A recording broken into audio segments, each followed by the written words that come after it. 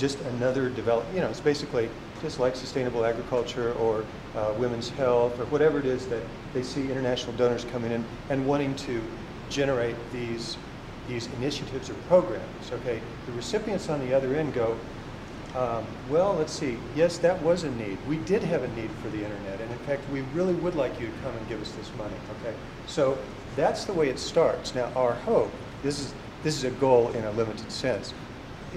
We could imagine that people would actually start using the internet, developing relationships with people in other places, and changing this nature of the development enterprise into a more internationalized, call it collaborative thing that it's presently not. And so that once the donor initiative is finished and then the next one comes down the pike, then they'll do that thing. But we kind of think there's this potential in the way that some of the young people are using the internet that it could become different. So that's what we're really hoping, that it will become a different kind, that it won't be a development initiatives, which are mostly failures and abysmal failures, that it will be a different kind of thing. That's what we're kind of hoping. So we've run out of time, Sorry. so the session's officially over, but at least we can stick around if there are any other.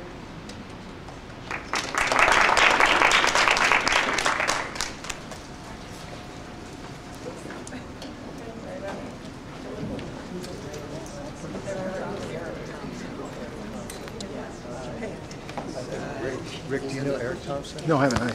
He's been in the search department. Hi. At National University. But he's got a 20 years. he's got a piece in a special issue of the journal Anthropology Indonesia. We did a symposium involving for them on internet identity in basically in what we call Nusantara. But at any rate.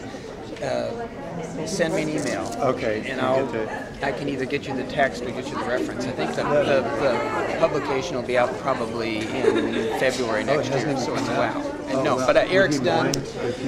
No, he's done. What I probably should do is ask him to send you his stuff, because the concerns are obviously parallel. And the more you talk, the more Eric Thompson in National University of Singapore Social Department. You know what? Govindan Periyal? Yeah. Is he there? He is. He's Okay. teaching, and Govindan's the chair of the Department of Communications and Knowledge Management, or blah, blah, blah. Actually, I saw Govindan in August when I was there. Yeah, it's quite strong. And I'm going to be doing, I hope to do Intended to be that. Well, I hope my question was not too blunt, but I guess I wanted to hear a little bit more about, how do you formulate this goal and whose goal is it? Yes, that's part of the question. That has a whole constellation of questions I've got. Right, true. Because for us in third world countries, we want to be in global science, but still we have all this dependency on the gadgets of global science. That's why we see it as not imposing on us if a donor country will give us this equipment and whatever. It's just that, again, for how long? For how long? Is this just a bifurcation of economic dependency? Again, once we're into the computer, we need your machines already. We become so dependent on it. I don't know whose goals right now, but ours just is more of an academic, how the scientific community who are hypothesized to have the knowledge and should have the lead in these countries, for that kind of knowledge too. And just that, we didn't think of more global or more macro impact of that. The goals, who really does impose the goals? Is it them or is it us? That's the program. So we need to refine that one. Thank you for asking that question. Can I follow up on that, Sir Boyd? Because there's an assumption in what you said that having the scientific knowledge and the education is commensurate with the use of the internet. And I see them as really different things. And it ties into one thing, what I see as being highly problematic, that you're giving these individuals the materials and then studying it, because if there were to be some sort of process of adoption separate from donors, then one might see the ways in which people would then develop expertise of that technology. But you guys are coming in with an agenda already saying we want to have a collaboration, which brings the other question up, because you're talking about networks that are not connected with journals.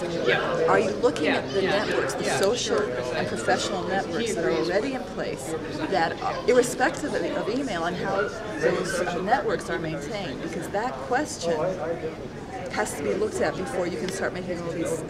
This is a longitudinal study without our internet, and then we have the 1994 survey, and it will study this networks through organization, and we then went that one. But right now we are not on this paper. It's more of methodology. Our paper right now is more of zeroing in on internet diversity. Right.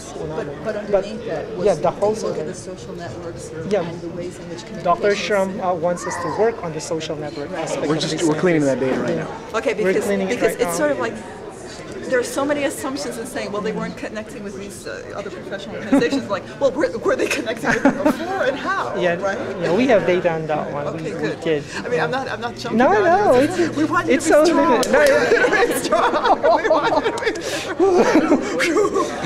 And that's the other issue, because this is an issue that I have argued with certain people at University of Michigan who are into saying, like, well, technology is going to create these effects, and then they go and proceed and give the technology to various minority groups, and a bunch of other things happen because of the presence of the mentors. That now they're never going to be able to decontaminate their findings from the fact that the mentors, where they're giving them the technology.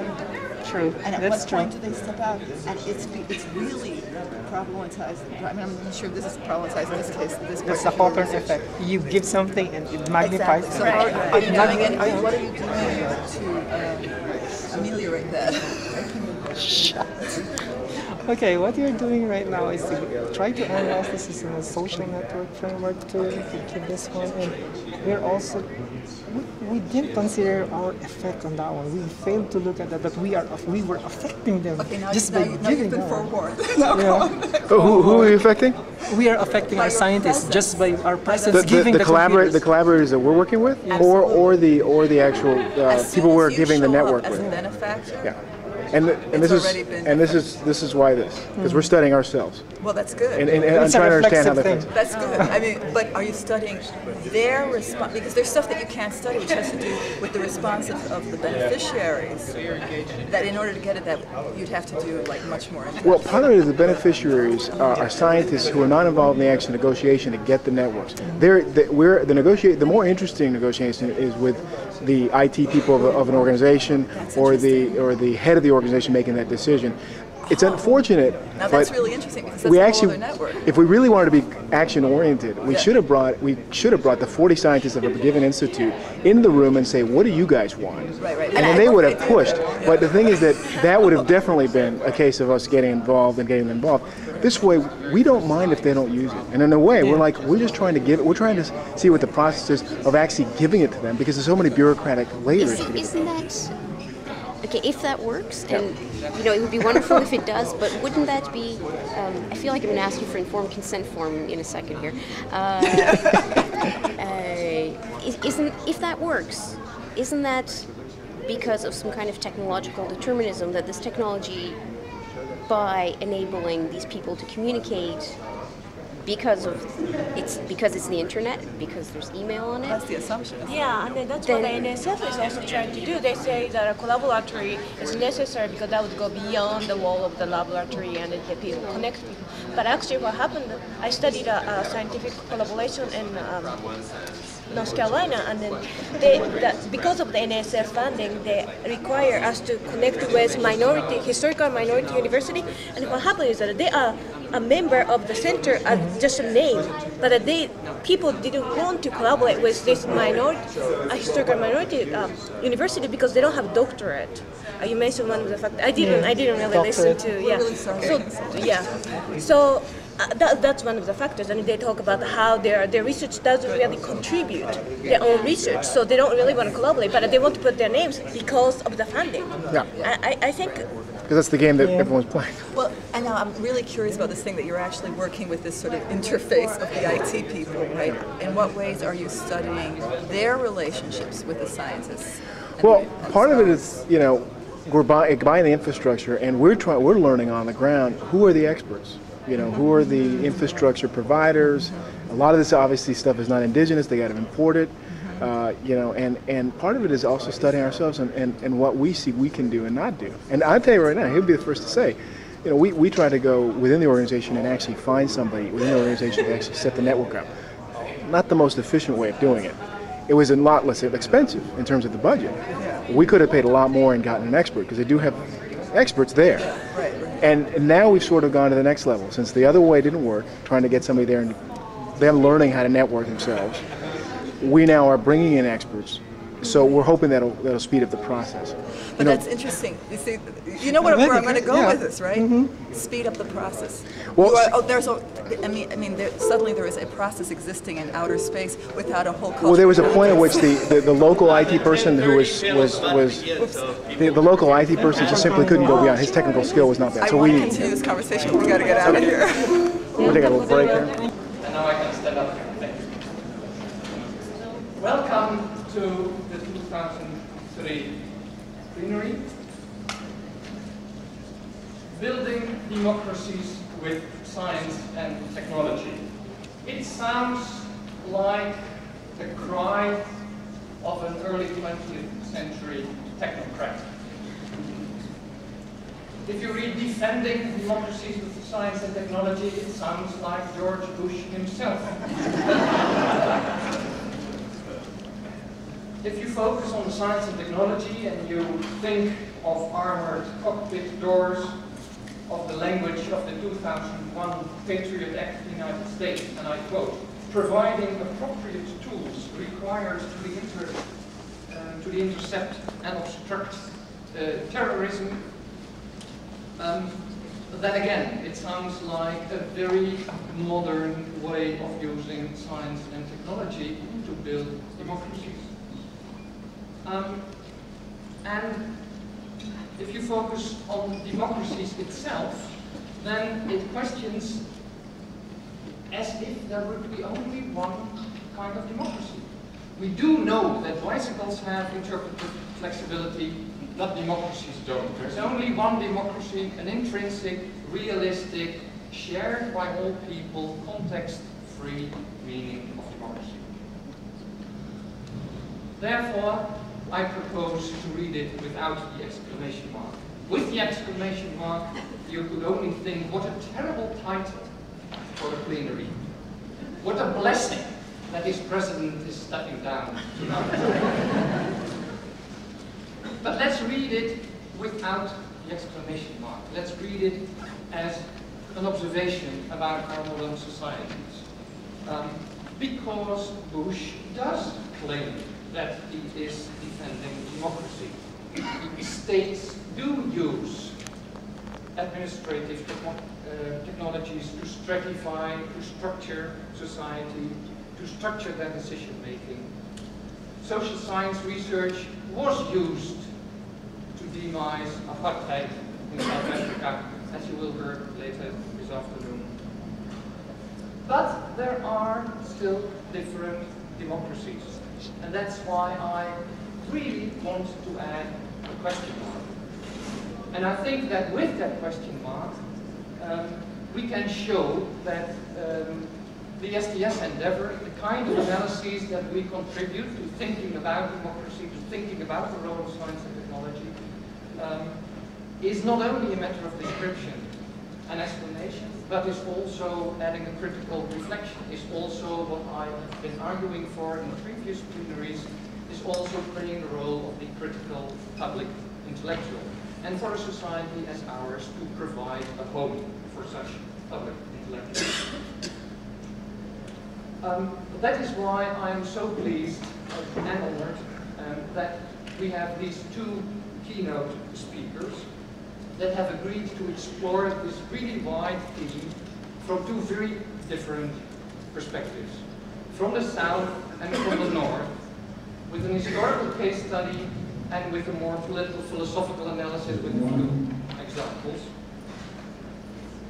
You will first listen to Dr. Hendrik Marij, presently head of the Secretariat of the South African National Advisory Council on Innovation, but his presentation will be about the period that he was the Deputy President of the Human Sciences Research Council. The Human Sciences Research Council is a research institute in South Africa, it's sort of state-owned research institute.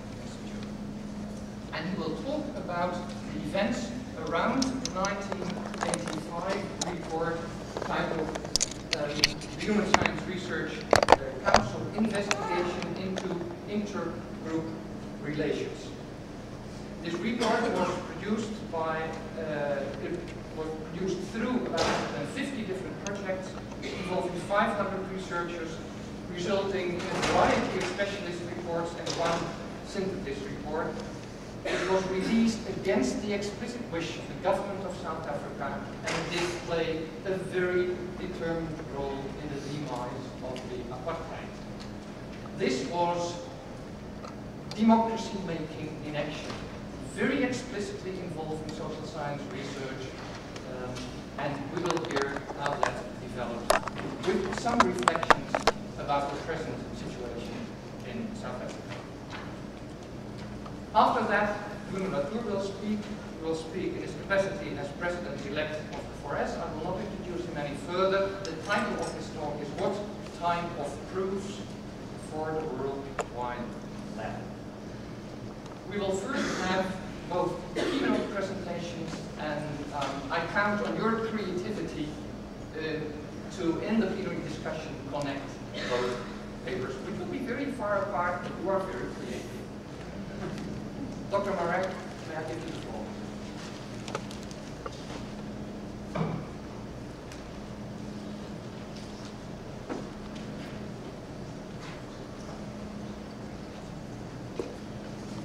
Chair, ladies and gentlemen, thank you very much for your kind words in the first place. Secondly, thank you for your attendance. And thirdly, I'm looking forward to the participation from the floor. The fact that I'm here was originated with Wes Schramm when he visited South Africa for the first time, and lo and behold, it realized. I'm not going to present, notwithstanding the slides, a formal presentation nicely worked out with a conceptual framework, research questions, hypotheses, information, etc., etc. It's more a story I want to tell, a story as experienced from the inside. However, I would like to, or I have tried to put in place a few checks to make sure that it's not too subjective, that at least some proof could be offered for what I'm going to say. On the other hand, I hope that it will not become too anecdotal and that there would be some kind of storyline. I'm sure, however, ladies and gentlemen, that you would be able to transpose or infer, if you like, your own conceptual framework to link up the various bits and pieces of information I want to share with you. The scope of my story you find here. It's a very brief look at science and technology before and after the first democratic elections in 1994, but the main focus being on my own experiences and personal notes of how science, in this case social sciences, can be used, abused, misused, not used, and what the potential by politicians and what the potential impacts of science could be on a system, although those impacts might be indirect, delayed, and very modest. But just to repeat, this is not a goodness or fit of theories and models on a particular case study. It's not really even a case study. I think to make sure that we're talking of the same sequence of events, let me just run down the last few years in South Africa. The apartheid days is going on up to 89, really, the hard apartheid, ending up with a tricameral dispensation from which Africans were still excluded. F.W. de Klerk was appointed president in 89, and he held that position until 94. It was under his reign, as it were, that the ANC was unbanned, that Nelson Mandela was released in 1990, etc.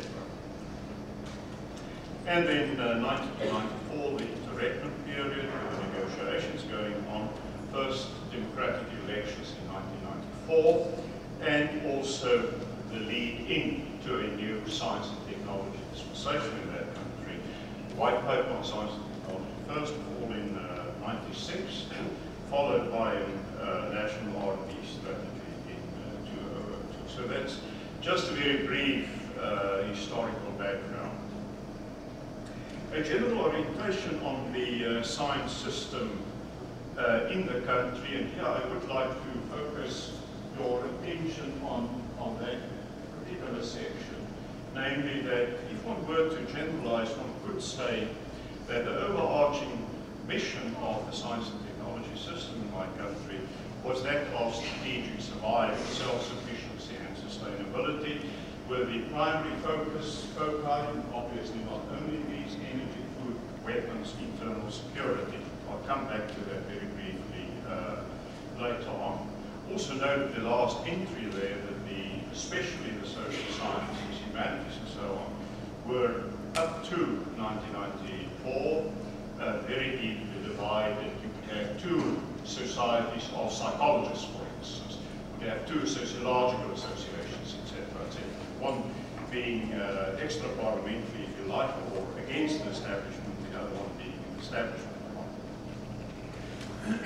Coming to the notes that could be used for a case study, that was the Human Sciences Research Council's investigation into intergroup relations. There you've got the building. And these are the outlines of that particular study. May I draw your attention to the fact that it was a 4-year study, of which the Human Science Research Council, if you like, Gary Fine must bear me out, Peter Weingart and others, you could perhaps compare it to a government lab in the States, but it's in social sciences, obviously, or a CSIRO in Australia. It funded research, but it also undertakes research. HSRC, however, only coordinated the project. It didn't do the work. Very broad representation, let's say the total spectrum of social issues were being covered. In the end, there were 120 completed projects, and some of them were big projects in their own right. I just want to emphasize they were not small laboratory studies. It led to 9 summary reports and 1 main report that was released in 1995. This is what the project process looked like. We identified, there was a steering committee that did it, with representatives from universities, business, etc.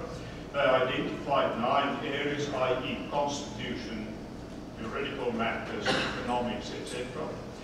And in those fields, they identified the most pressing issues they thought should be addressed with a view to creating a new dispensation. Subsequent to the identification of the critical issues there, a public call for proposals was sent out to the media, to our rather exhaustive list of researchers. All the proposals that came in were properly peer evaluated and contracts entered into those people. And the reports, the research was to be completed in approximately 2 years, a little bit more than 2 years. Sorry. Upon completion, obviously the reports were peer evaluated again. And then the subgroups of reports were again were summarized into those 9 fields, i.e. constitutional matters, law, economics, etc. In other words, at this point where we had 120 there, we ended up with 9 consolidated reports, and those 9 were then, at a rather abstract level, integrated into one consolidated report, a fairly short one at that, probably 140 pages, I can't remember. And that report was released in July 85. So that's the project management system. We, in the end, missed our target date after 4 years by 3 weeks. We overspent the budget by 60,000 Rand. That was on about 1.5 million Rand, and that was the end result of that. These are examples of the reports. The main report was published by Greenwood Press later on, and I would like to come back to the law of justice in South Africa in one of the anecdotes I want to share with you. The core findings of this whole exercise, and remember we ended up with about 120 pages. There were initially about 8,000 project report pages involved. The first one, and lo and behold, a great discovery of how that couldn't go on. And then there was no way that it could be amended. I think this is important because since 1993 there was a great activity. How can it be envisaged? How can it be given different names, etc., etc.? And that a full democratic constitution was urgently needed, and with the condition that all stakeholders in this group should participate in the process of developing a new constitution, and that in the interim a government of national unity should be established. Now, I don't want to pretend here, there are too many methodologists in the audience, but I would like to say that all the various layers of conclusions were tested by a kind of triangulation exercise. Were there more than one finding supporting that kind of conclusion? And in addition, we also identified a number of parameters that should be included or should be accounted for in that constitution. Very briefly, the communication subsequent to, well, immediately before the release of that report, of the main report, it was approved by the steering committee at the end of May. It was released early in July, but immediately the days before the release, all possible groups that we could identify were briefed. That includes political parties. After the release of the report, this is what the position was. In the first 2 weeks after the release of the report, more than 50 editorials appeared in South African media. And in those first 2 weeks, more than 2 other media reports, some of them short, others very comprehensive reports. There were also references in the international media, including Radio Freedom, that was the ANC's radio station in Lusaka. At that stage, there was reference made to it, and then in various other countries, and we'll tell you many anecdotes about those. In the first 3 months after the release of the report, we made more than 50 presentations, called them papers, at professional conferences, business meetings, national national meeting of a labour movement, civil organisations, etc. And we concluded this initial process on the 10th and 11th of September with an international conference. Just a selection of 4 or 5 of the newspaper clippings of that time, and you may be interested in this one. One of the cartoons here. Now, I deny that's not myself. I look even worse than that. Unfortunately, this gun was turned back on the edges of seat, as I will shortly show. A few words on the international conference. I only want to point out one thing really. those were the reasons why we organized the conference. Those were the international speakers, and you may recognize some of those names. Those of you who are a little bit older. And I think that is important, and for me, a kind of lifeline. I'm kind of saying something very personal here. These are the words that, for those of you who happen to know of or knew Leonard Group of Yale University, the editor of the Journal of Social Psychology, knows these words at the end of the conference. Government reactions to it. Initially, cautious, subdued, but positive. That was immediately after the release of the report. About 1 month later, it started cooling down rather rapidly. The temperature went down very quickly. And I can say, and I've got proof of that, they did in fact mobilize some of the Afrikaans media, and Stephen Fine talking about it. Then from September, from the conference, there was a clear split. Personally and individually, face to face, it was very poisonous. It was very personal. It was extremely unpleasant. But at the public level, there was a kind of, yeah, we took note of it, and that's been more or less in line with our thoughts all along. It could be, the private comments could be recognized by Weinberg, Paris government further. And since October 85, there was a deepening, generalized antagonism towards the HSRC. Let me just give you a very brief, time is running out, three quotes.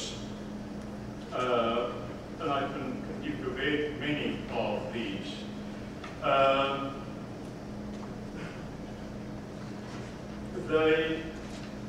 And these were very different spokespersons of government, some of them very, very high up at the level of ministerial level. On about the 9th of September, the President of the Human Science Research Council and I were called to the Minister of National Education, to whom our body reported, and he was asking about the conference.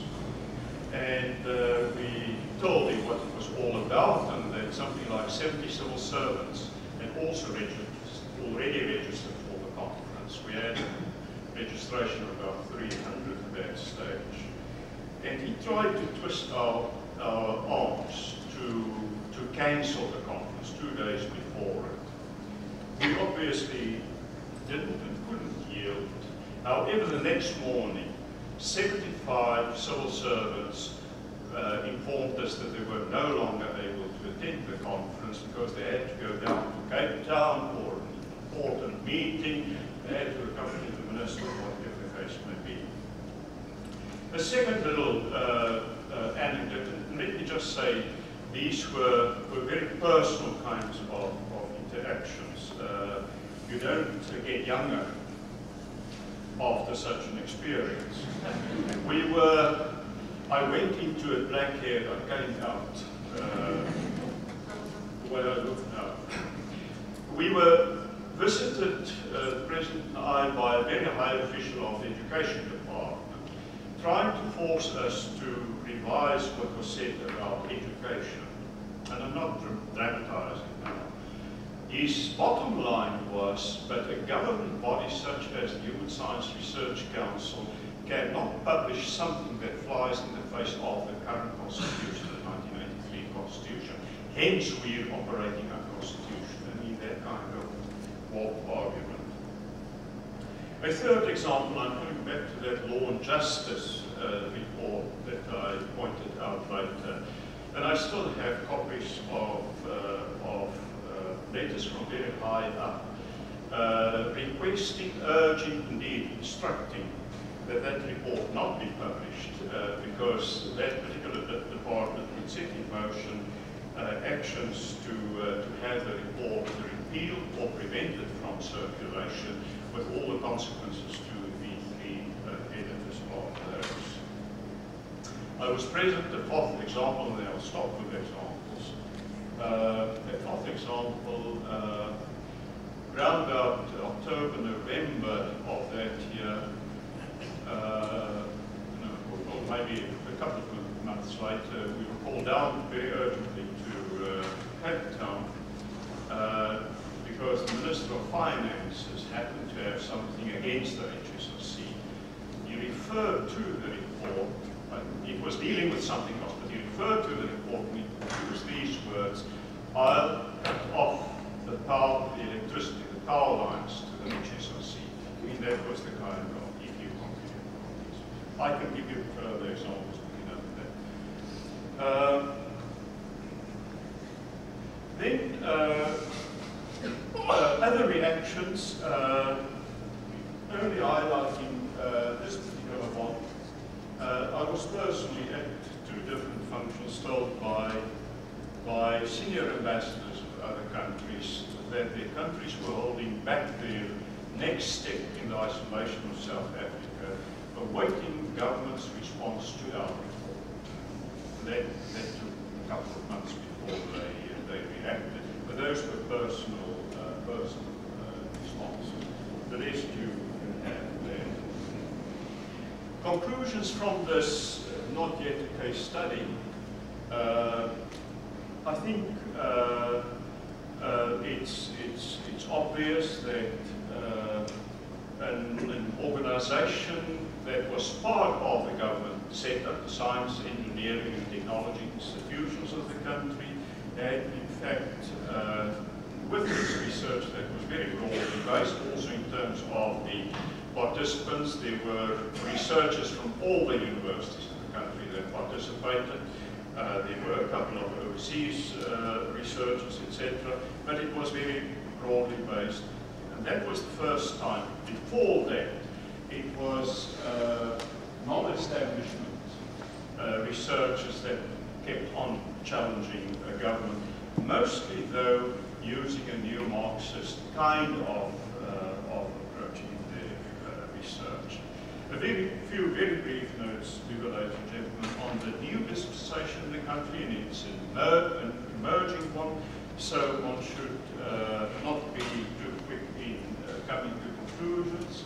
The important point there is that in the new political dispensation, social relevance and a problem orientation to public-funded research is being emphasized. These are the policy papers that are important. And if I were to try and formulate a progress report, I think then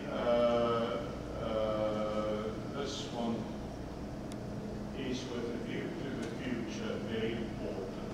The science system in the country is under severe pressure currently. A decline in funding from 1989, it was the expenditure on research and development was about 1.2%. Currently it's 0.67%.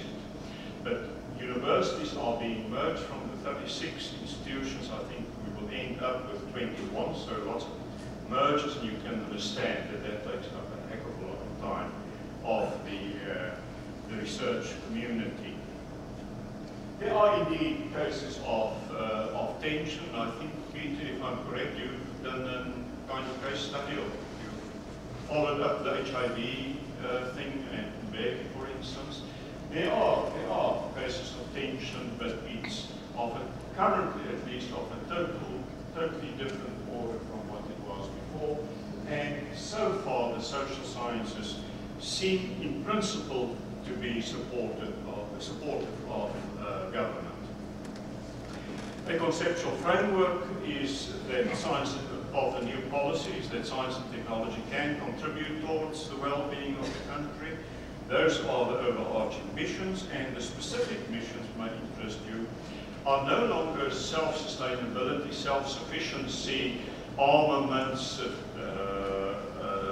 national security, but it's poverty reduction, advanced manufacturing and technology strategy, which my council has just completed, then technology for advanced manufacturing, and then knowledge and technology. Allow me to try and offer a few very even banal conclusions of this little presentation. Obviously, the social sciences are very welcome, and I mean the flavour of the month, as long, I'm generalising now, as long as they support government. You know what Reagan did, you know what manufactured it, and this is happening all over the place.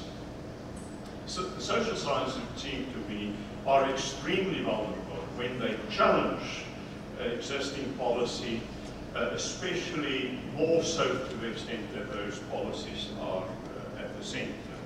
These are unsystematized possible conditions for the successful engagement by the social sciences in the policy process. And you must read them as a little set, really. I think a comprehensive approach rather than a small little study, and now one runs things, this should change policy. Policy is obviously a much more complex process as this. There must be external validation, a broad base of support for that.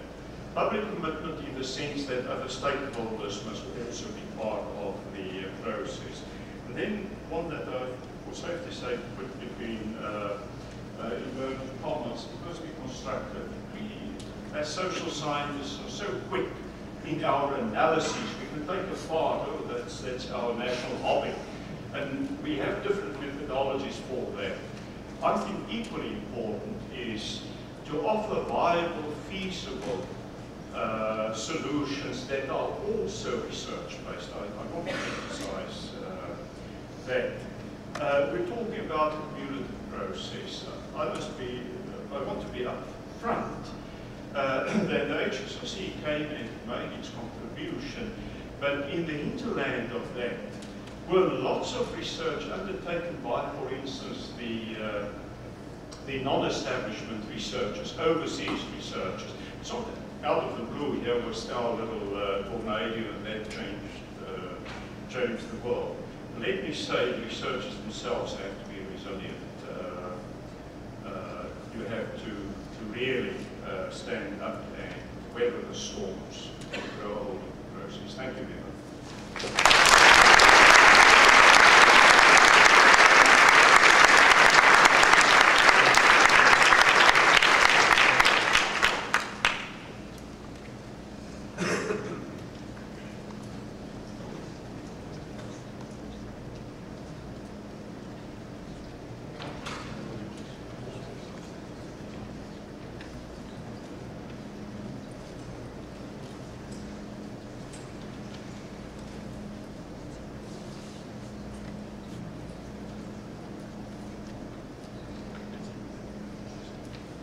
Thank you very much, Dr. Rice. I should have told you in advance, I apologize, but next week you will be able to download the slides from the 4S website. That means that some of the details that Dr. Morais didn't go into, and even more that you saw because we kept some slides aside, you can use for further finding out about details. Now it's my pleasure to give the floor to Bruno.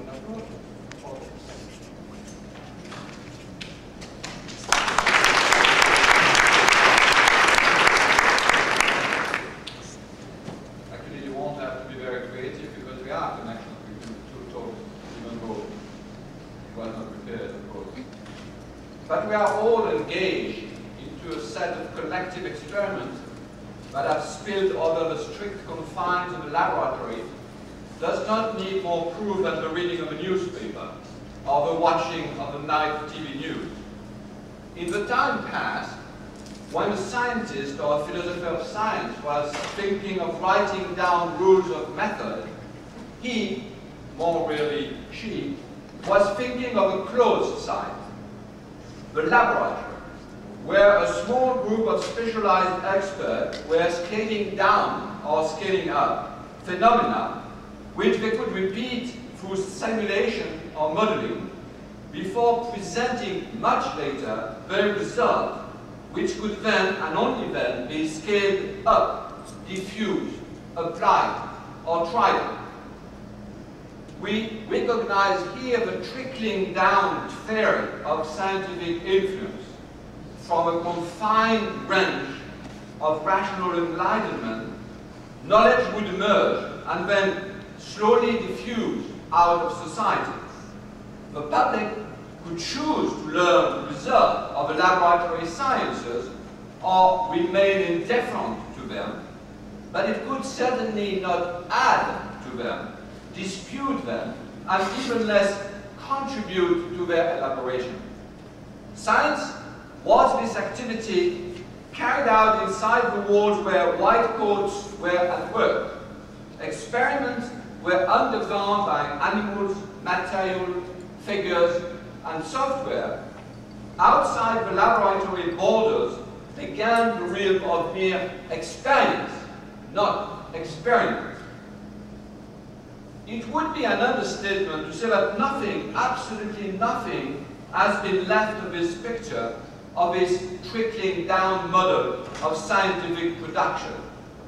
First, the laboratory has expanded its wall to the whole planet. Instruments are everywhere.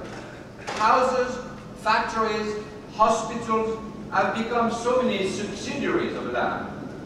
Think, for instance, of global positioning systems. Thanks to the satellite network, geologists, naturalists, soil scientists can now take measurement with the same range of precision outside and inside the laboratory. Think of a monitoring system for fish photos, for volcanoes, for glaciers. Everywhere, instruments crisscross the outside world as if it was made out of log paper. Think of a new requirement for traceability, quality control, standardization, which are as stringent outside factories as those for inside production sites. Thus, the difference between natural history, outdoor science, and lab science has slowly been eroded, so much so that it's now possible through 3D equipment to organize field trips inside datascapes projected onto the screen of conference room inside lab.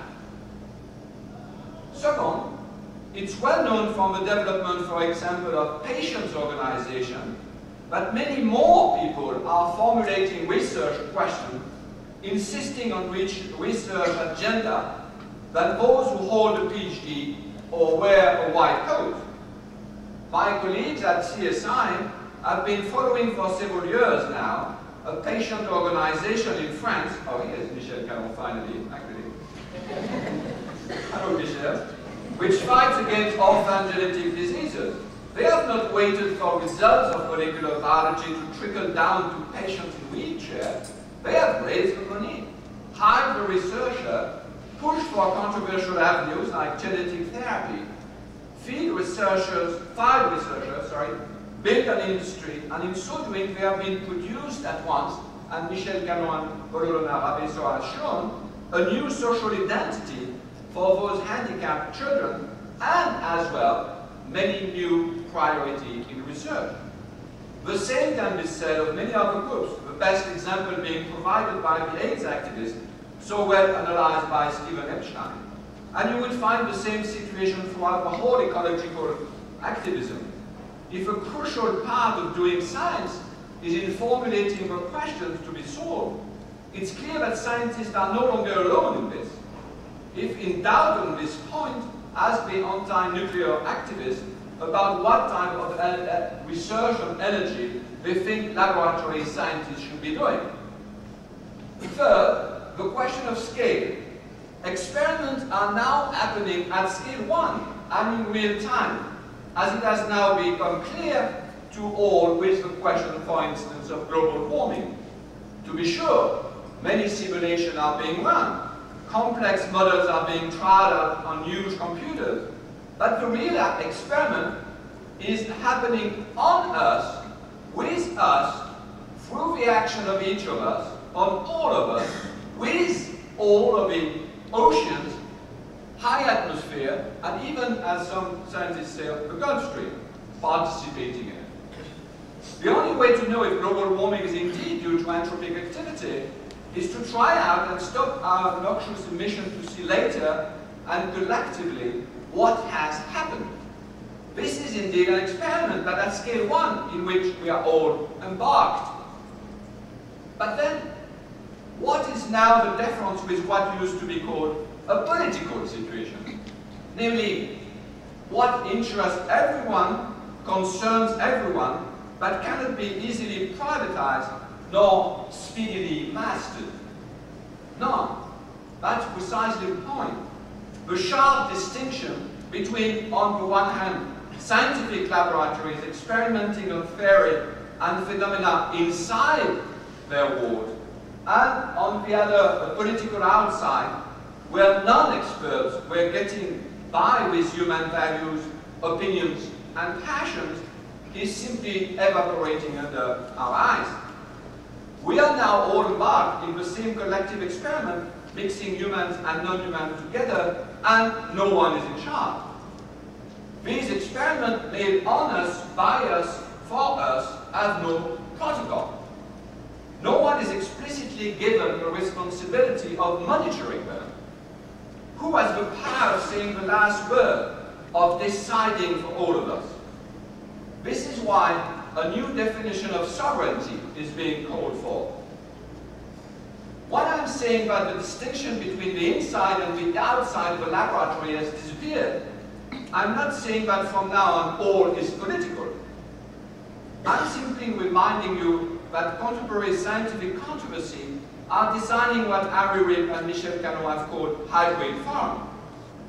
We used to have two types of representation, two types of forum.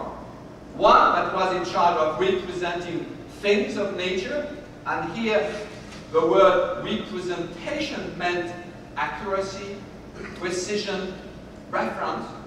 And another one which was in charge of representing people in society, and here the word representation meant faithfulness, election, confidence, obedience. One simple way to characterize our time is to say that the two meanings of representation have now merged into one around the key notion of spokesperson, offering clearly staged demonstration for proving the existence of a new entity that becomes the object of collective concern. The global warming controversy is just about one of those many new hybrid forms. Around the table, some of those spokespersons represent high atmosphere, others the many lobbies of oil and gas, still others non-governmental organizations, still others represent, in the classical sense, their elected. The sharp difference that seems so important between those who represented things and those who represented people has simply vanished. What counts is that all those spokespersons are in the same room, engaged in the same collective experiment, talking at once about imbroglios of people and things.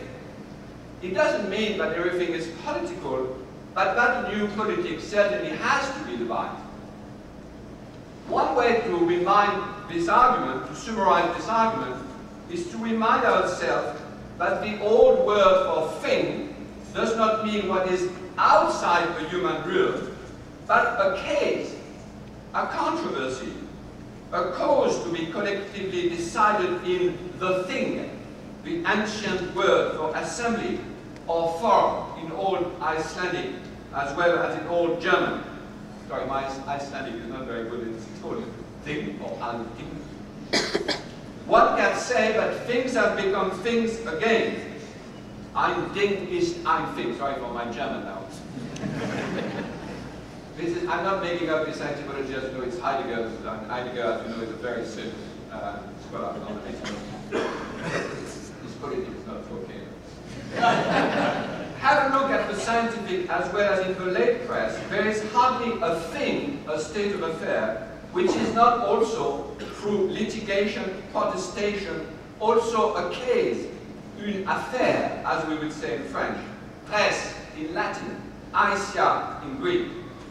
Hence the expression I've chosen for this new politic, how to assemble the parliament of things. Rules of method have now become rules not to manage the human heart, as Peter Sloterdijk said, but to elaborate together a protocol of those collective experiments. Let us pause a moment on this major transformation. It's for me one of the most tragic intellectual failures of the age that the best mind, the higher moral authority we possess, dream only of one thing. If only, they said, we could control science, separate it entirely from the realm of human value, keep humanity safely protected from the encroachment of instrumental rationality, then, and only then, we would live a better life. They want to keep science and technology as distinct as possible from the search for value, meaning, and ultimate goal. Is this not a tragedy? If, as I have argued, the present trend leads precisely in the opposite direction, and that the most urgent concern for us today is to see how to fuse together humans and non-human in the same hybrid form and open this sort of parliament of things. When most of our energy should be directed to this task, our best minds are still dreaming, on the contrary, of an even sharper cut that would render us, if they could succeed, even more inhuman than we now are, deprived of our very condition of humanness, the things, the controversial matters of concern to which we are attached and without whom we would die on the spot.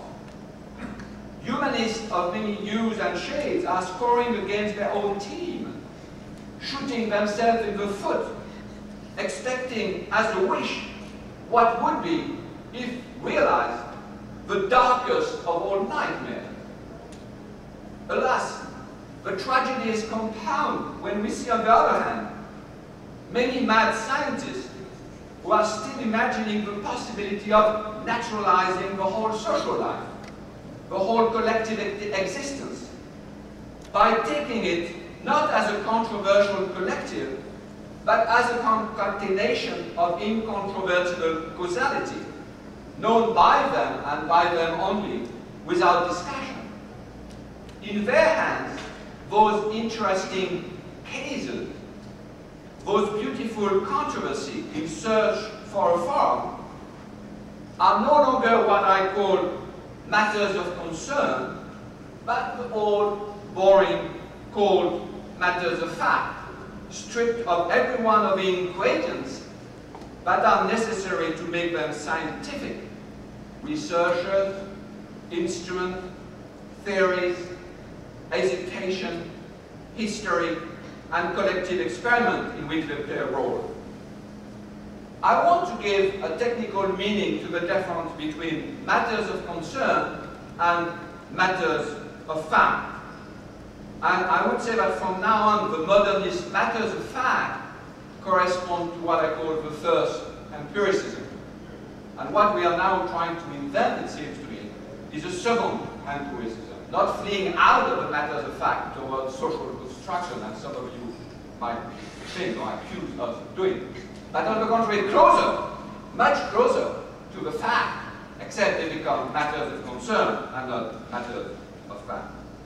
Take, for instance, the discourse of gene action, as Evelyn Fox-Keller has called it. How ridiculous, she shows, would it be to try to keep a genetic, naturalized interpretation of human behavior as remote as possible from more symbolic or phenomenological one. Sorry, Don, I didn't expect that one. Since genetics itself, as a science, is one of those hybrid forms torn apart by many fascinating controversies. The distance between Richard Dawkins' gene and those of Richard Levantine, this distance is much greater than between the whole of genetics and, let's say, Jürgen Habermas or Paul Ricoeur's view of humanity. This is what has changed so much. There are still people who oppose the two cultures of science and humanity, but the strife has now moved inside the sciences themselves, which in the meantime have expanded outside to cover the whole of culture and politics. The new political, moral, ethical, and artistic fault lines, are now inside the science and technology, but to say inside means nothing anymore, since it's also distributed everywhere in the collective experiment in which we are all embarked. If nothing is left of a trickling down model of science production, nothing is left of a two-culture argument, even though our best mind still dream of keeping apart scientific fact and human value, or which is even stranger, expect to build a bridge in between the two domains as if they were not both totally entangled already. Yes, it's a tragedy, or rather a farce. However, that we cannot count on the help of moralists doesn't mean that we have to shun away from our task, or that we have to become immoral or cynical. It just means that there exists now a controversy on the right interpretation of a present time. Those who dream of separating fact and value even better are what I call modernists.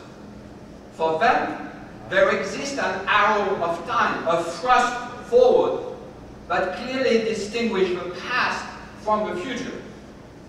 Yesterday, they say, we were still mixing things up, ends and means, science and ideology, things and people. But tomorrow, for sure, we will separate facts and value even more sharply. We won't confuse anymore the way the world is really and the way it should be. Others did this confusion in the past. We won't do it anymore in the future. Pass the test. Make the experiment for yourself. Ask yourself if you feel that the arrow of time flows in this way for you. If so, you are modernist. Nothing wrong with that. Some of my best friends are modernists. You are an excellent complement with other matters and good other matters. But if you hesitate, even a tiny bit, you are for sure a post-modernist. But if, in the depth of your heart, you are convinced that whereas yesterday things were a bit confused and entangled, tomorrow facts and value, human and non-human, will be even more entangled